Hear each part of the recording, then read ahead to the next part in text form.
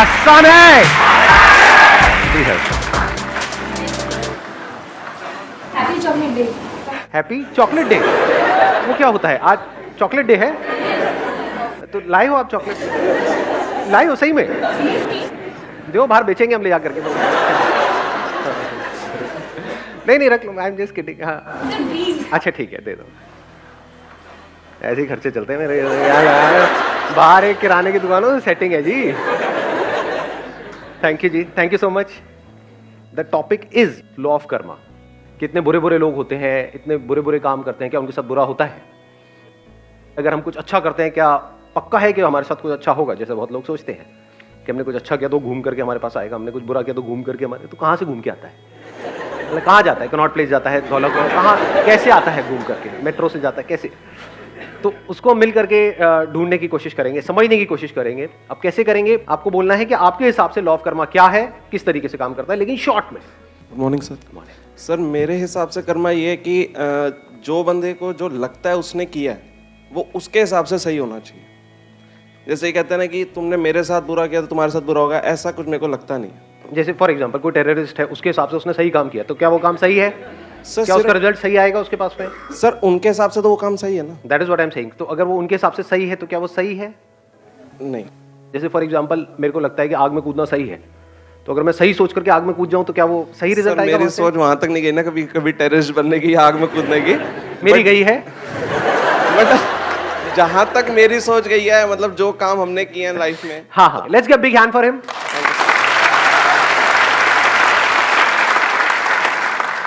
Good morning sir. Morning. मेरा एक personal experience है कि somebody has done wrong with me और लिटिल बिट मोर, बट वो खुश है, मैं ही थोड़ा बहुत डिस्टर्ब रहती हूँ।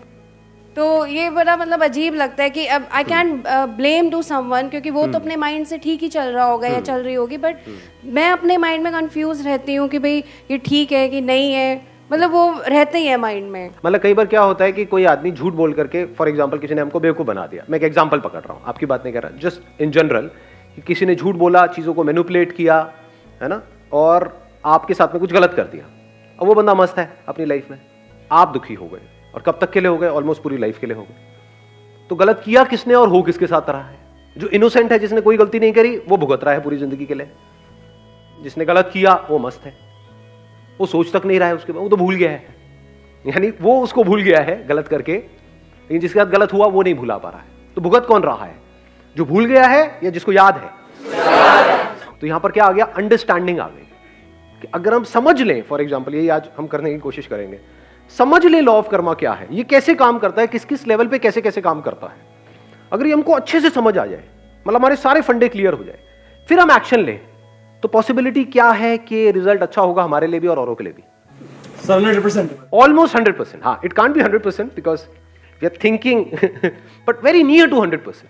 बट हमको ABCD भी नहीं पता है इस लॉ ऑफ कर्मा की, और फिर हम एक्ट करें, तब क्या है? फॉर एग्जाम्पल आप दिल्ली में ड्राइव कर रहे हो, तो पहले यहाँ के ट्रैफिक रूल्स को आपने अच्छे से समझ लिया कि लेफ्ट साइड में ड्राइव करना है, फिर आप ड्राइव कर रहे हो, तभी एक्सीडेंट तो हो सकता है, पर चांसेस बहुत कम है। या ये कह लो इस वजह से एक्सीडेंट नहीं होगा कि सामने से कोई आगे टक्कर मार दे, यहाँ पे तो सब कुछ हो सकता है। लेकिन if you drive according to the situation and the circumstances, उसको समझ करके आप ड्राइव करो, तो पॉसिबिलिटी सही एक्शन की बहुत बढ़ गई। We never try to understand what this law of karma is all about, क्योंकि इससे इंपॉर्टेंट और क्या है लाइफ में? बताओ, थोड़ा सा दिमाग लगाओ, ये समझना जरूरी है या नहीं है? सो मेरे हिसाब से जो आपका कर्मा या डेस्टिनी जो है वो कुछ नहीं होता। आप अपने जो बिलीव करते हो या फिर जो आपको कोई और बिलीव करवा देता है, आप उसको ही सच मान के वो चीज़ें आगे करते हो। आपका बिलीव और दूसरे के बिलीव के अकॉर्डिंग ही आपका कर्मा आगे डिसाइड होता है। तो what you are saying is कि जो हमारे बिलीव्स हैं उसके अकॉर्डिंग ये डिसाइड होता है कि हमको कैसा आउटकम मिलेगा उन एक्शंस का, जो एक्शंस हम ले रहे हैं। फॉर एग्जाम्पल आपको किसी ने बिलीव करा दिया कि आपके सर पे भूत चढ़ गया है, एक्चुअल में नहीं है, मान लिया, लेकिन क्या इस मानने की वजह से आउटकम आएगा? नहीं आएगा। नहीं आएगा। नहीं आएगा। सर गोल गोल घूमेगा? नहीं घूमेगा। बाल बाल ऐसे घूमेंगे? नहीं घूमेंगे। हाँ, आवाज बदल जाएगी? नहीं बदल जाएगी। आप बीमार नहीं हो, लेकिन आपके अंदर एक वहम आ गया कि मैं बीमार हूं। इस वहम का क्या इलाज है? क्या इसकी वजह से गड़बड़ होगी या नहीं होगी? होने लग जाएगी। स्ट्रेस आएगा नहीं आएगा? गड़बड़ मतलब क्या? आपके ऊपर स्ट्रेस आएगा नहीं आएगा? टेंशन होगी या नहीं होगी? होगी। उसकी वजह से बॉडी में गड़बड़ होगी, बीमारी नहीं भी होगी तो कोई और बीमारी पैदा हो जाएगी, because of not being at ease. What is disease? कभी सोचा है? डिजीज जिसको बीमारी बोलते हैं, डिस ईज। सो ऐसा कुछ भी करोगे जिसकी वजह से you are not at ease, that is disease. कुछ भी मान लिया, आपके ऊपर टोना टोटका हो गया, मान लिया। और कितना आसान है मनवाना। आपके घर के बाहर आकर के कोई लाल रंग मिला के ये वो करके कुछ अपना मिर्ची पिर्ची नींबू ले करके वहीं जहां से आप निकलते हो अपनी गाड़ी पे, उसके टायरों के दोनों के सामने लगा देना है, तो फटेगा, पुचुक करके आवाज आएगी, उसके बाद में हो गया आपका काम शुरू। और फिर जहां भी आप जा रहे हो, जैसे ऑफिस में गए, वहां पे आपके बेंच के वहां पे साइड में कोई लाल रंग से, यानी आपको लगेगा खून से लिखा हुआ है, तू नहीं बचेगा बे। जहां भी जा रहे हो यही दिख रहा है, क्या होगा? वोट लगेगी? नहीं लगेगी। ये क्या है? बिलीफ ही तो है। फिर चाहे कुछ पॉजिटिव हो चाहे कुछ नेगेटिव हो। पॉजिटिव में फिर भी एक क्वेश्चन मार्क है, नेगेटिव में कोई क्वेश्चन मार्क नहीं है। पकड़ में आई बात? पॉजिटिव में आप मान लो कि मैं तो भाई दुनिया का सबसे अमीर आदमी हूं, मानता रहे, बन गए सबसे अमीर आदमी, बन गए। मानने से बन जाते। मैं इस दुनिया का बेस्ट क्रिकेटर हूं, मान लिया, बन गए। मैं बीमार हूं बिकॉज ऑफ कुछ अंदर वायरसेस हैं, कुछ बैक्टीरिया हैं, उसकी वजह से आप सोचते रहो नहीं नहीं मैं हेल्दी हूं, मैं हेल्दी हूं, मैं ठीक हूं, मैं ठीक हूं, ठीक हो जाओगे। या उससे रिलेटेड जो प्रॉब्लम है उसको डायग्नोस करना पड़ेगा, उससे रिलेटेड गोली खानी पड़ेगी, तो वहां पे एक्शन लेना पड़ेगा ना। मेरी जिंदगी बेकार है, मेरी जिंदगी में कुछ नहीं पड़ा है, इसमें किस एक्शन की जरूरत है? कौन सी गोली काम आएगी यहां पर? नेगेटिव बिलीफ्स में किसी एक्शन की जरूरत है ना, वो काम अपना अपने आप ही कर देगा। पॉजिटिव बिलीफ के लिए एक्शन की जरूरत है। Law of karma is whatever I am today is like a result of my action which I took in past. हाँ, And whatever choices I make today, you know, in day-to-day life, it will result, you know, in something in my future. अब ये एक बड़ा interesting point है यहाँ पे, देखना। अब यहाँ पे एक क्वेश्चनिंग करेंगे, एक और लेयर बीच में लेकर के आएंगे कि हम कहते हैं कि आज हम जो भी कुछ है वो अपने एक्शंस की वजह से है। क्या सच है झूठ है? सच है सर। अच्छा सच है ये, जबरदस्ती। ध्यान से देखना, ध्यान से समझना, बिकॉज इसीलिए हम कभी भी चीजों को कंप्लीटली नहीं समझते हैं। आपने आज जो भी कुछ किया या आज जो भी आप कुछ हो, क्या सिर्फ अपने एक्शंस की वजह से हो या अपने माँ बाप के एक्शंस की वजह से भी हो? जिस स्कूल में आप गए उनके टीचर्स के एक्शंस की वजह से भी हो। किसी का एक्सीडेंट हुआ जिसमें उसकी कोई गलती नहीं थी, ज़ेब्रा क्रॉसिंग पे आराम से वो चलता हुआ बंदा जा रहा था, यहां से कोई आया गाड़ी में, उसको ठोक करके चला गया और उसकी एक टांग नहीं है, क्या उसके अपने एक्शन की वजह से नहीं है?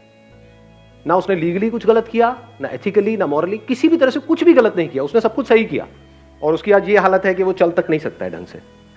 तो क्या वो उसके अपने एक्शन की वजह से? सोचो।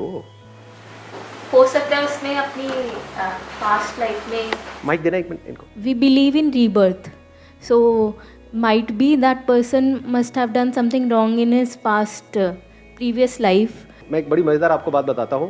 जब भी हमारे पास में या सो कॉल्ड हमारे जो गुरु हैं, ज्यादातर गुरु घंटाल होते हैं, उसमें ज्यादातर एक्सेप्शंस आर ऑलवेज देयर, जब भी उनके पास में हमारे पास में किसी सवाल का जवाब नहीं होता है तो हम क्या करते हैं? कॉन्सेप्ट ऑफ रीबर्थ को बीच में घुसा देते हैं। ऐसा करते हैं नहीं करते हैं? Yes sir, yes sir. क्या आप में से किसी को भी अपना पिछला जन्म याद है? No sir. How can you say कि वो होता है?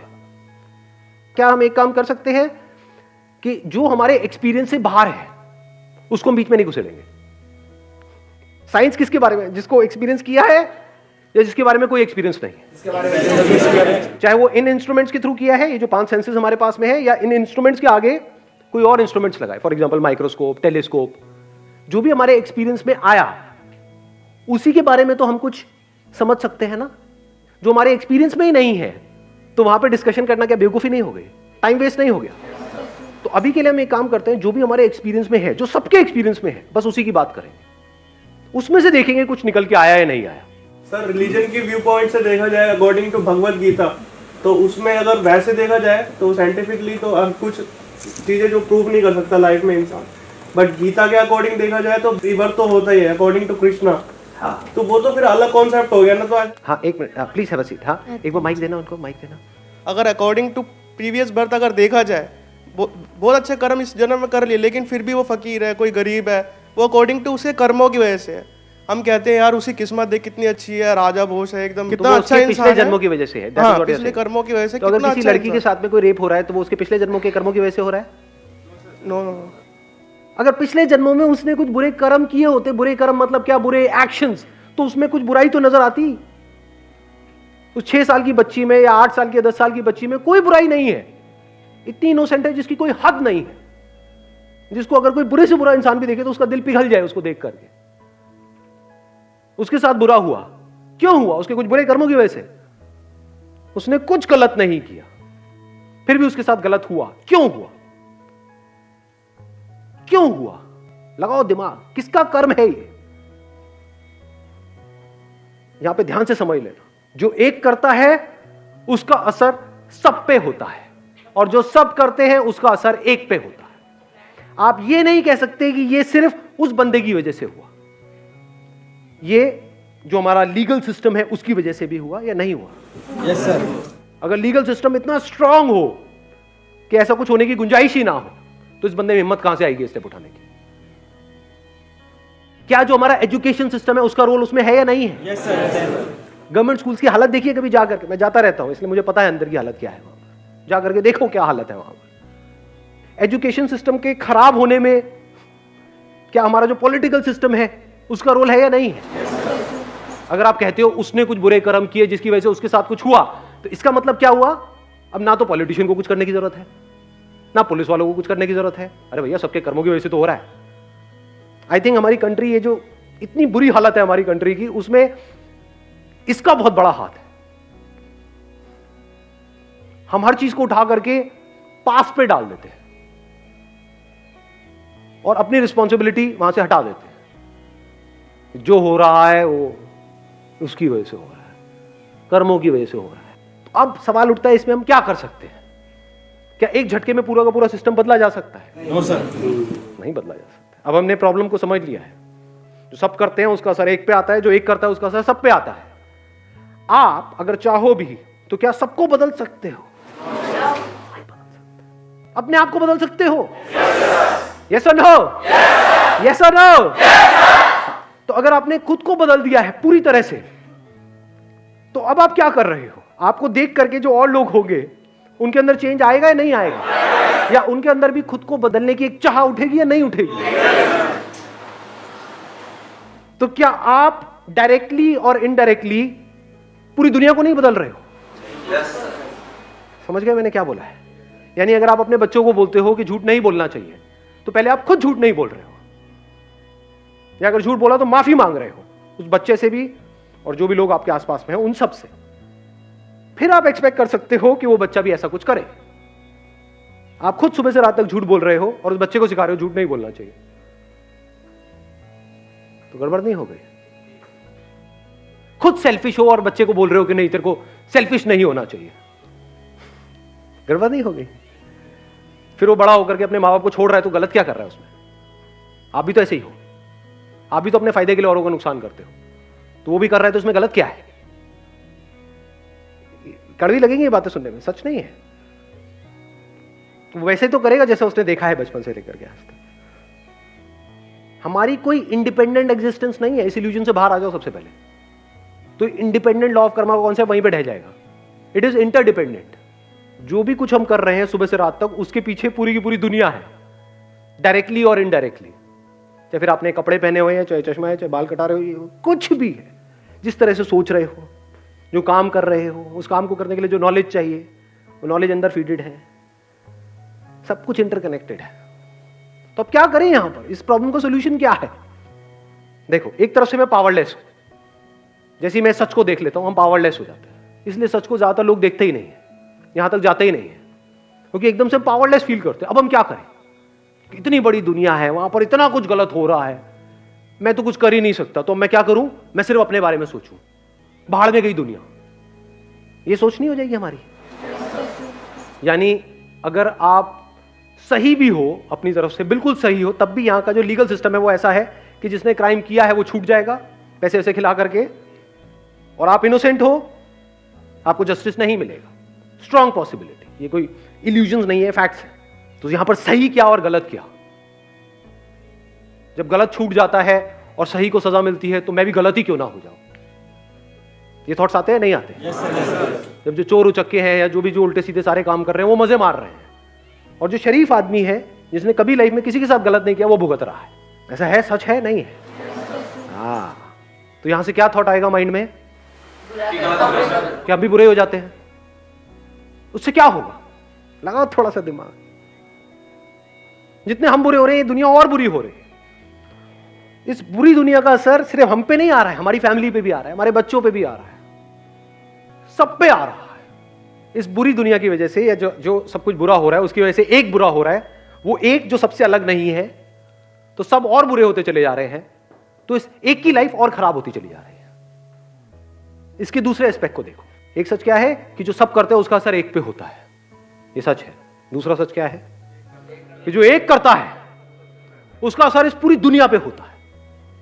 तो अगर इस सच को आप देख लो कि जो भी मैं करने वाला हूं उसका असर सब पे होने वाला है। यानी अगर आप एक टीचर हो, किसी स्कूल में पढ़ा रहे हो, तो उसका असर उन कुछ बच्चों पे नहीं हो रहा है, पूरी दुनिया को आप बदल रहे हो। पूरी दुनिया बदलने वाली है आपकी वजह से। तो अब आपको रिजल्ट साफ नजर आ रहा है, और वो रिजल्ट छोटे मोटे पैसे से बहुत बड़ा है। क्या बड़ा है कि इस महीने के एंड में मेरे को 10,000 रुपए मिले, 20,000 रुपए मिले, वो बड़ा है? मैं नहीं कह रहा उसको छोड़ दो। ये स्कूल वाले जो आप काम कर रहे हो उसका आपको पैसा दे रहे हैं, आपको नहीं मैं नहीं लूंगा 20,000, मैं बहुत बड़ा काम कर रहा हूं। क्या कर रहा हूं मैं? पूरी दुनिया को बदल रहा हूं। पैसा अपनी जगह पर है, वो किस लिए चाहिए? अपने खर्चे वर्चे निकालने के लिए।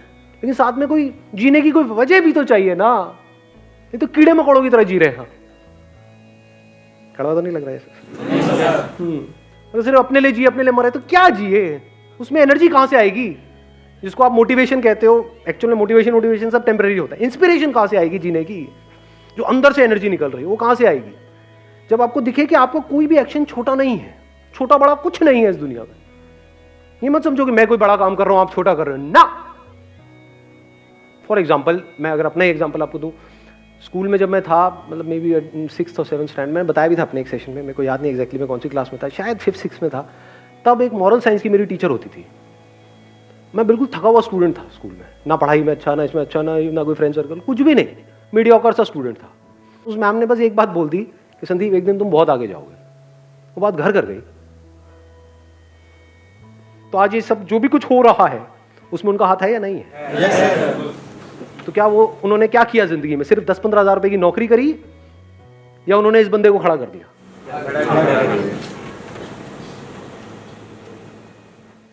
देख पा रहे हो इस सच को? ये विजन चाहिए होती है लाइफ में। तो अब आपकी सोच बड़ी हो जाती है। जब बड़ी सोच आ जाती है तभी तो बड़ी एनर्जी चाहिए।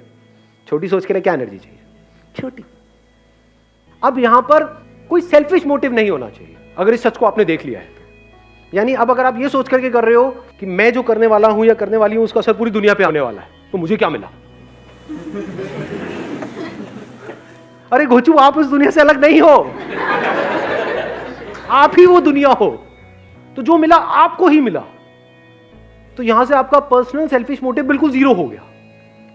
जैसे ही वो जीरो हो गया, अब आप फ्री हो गए, आपकी एनर्जीज फ्री हो गई। नहीं तो सो कॉल्ड बुरे लोग, सो कॉल्ड अच्छे लोग, दोनों में कोई फर्क नहीं है। दोनों का अपना सेल्फिश मोटिव है। जो बुराई कर रहा है वो भी अपने फायदे के लिए कर रहा है, जो सो कॉल्ड अच्छाई कर रहा है वो भी अपने फायदे के लिए कर रहा है। ऐसे लोग जो सो कॉल्ड अच्छा काम कर रहे होते हैं, सो कॉल्ड सोशल वर्कर्स, कभी बारीकी से बैठ करके उनको ऑब्जर्व करना, आपको एक बात वहां पे कॉमन नजर आएगी। उनके अंदर एक कड़वाहट होगी कि मैंने दुनिया के लिए इतना किया, ये दुनिया देखो मेरे साथ में क्या कर रही है। ऐसा आपने नोट किया अपने फैमिली मेंबर्स में?